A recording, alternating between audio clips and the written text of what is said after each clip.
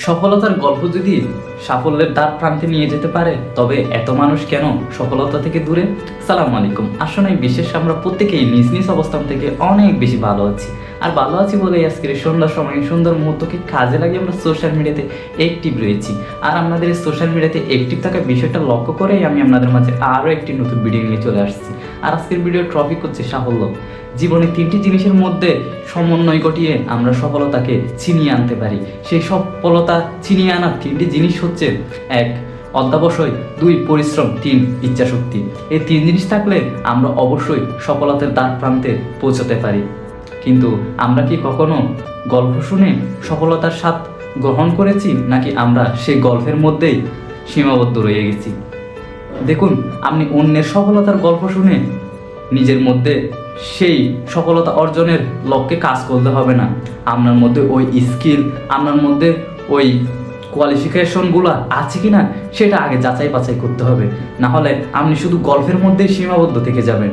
সফলতার আসল স্বাদ আপনি কখনো উপভোগ করতে পারবেন না।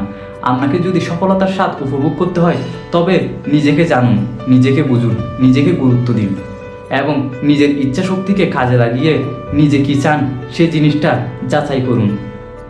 আমরা অনেক সময় দেখা যায় অন্যের উপর নির্ভর করি, অন্যের সফলতা দেখে তার দেওয়া গাইডলাইন অনুযায়ী চলি, যে গাইডলাইনগুলো কখনো আমাদের কাজে আসে না।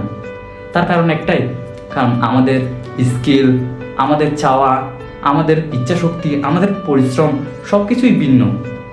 যে ব্যক্তির সফলতার গল্প থেকে আমরা উদাহরণ নিচ্ছি বা অনুপ্রেরিত হচ্ছি, সেই গল্পটা আমাদের সাথে কখনো যায় না, যার কারণে আমরা সফলতা অর্জন করতে পারি না। তো একটা জিনিস আমাদের সবসময় মনে রাখতে হবে যে আমাদের নিজেকে বুঝতে হবে, আমাদের নিজের ইচ্ছা শক্তিকে গুরুত্ব দিতে হবে, আমরা কি চাই সেই জিনিসটাকে জানতে হবে। এই জিনিসগুলো যদি আমরা রিসার্চ করি, তবে আমরা সফলতার দিকে অগ্রসর হতে পারবো। তো আজকের ভিডিও এই পর্যন্তই।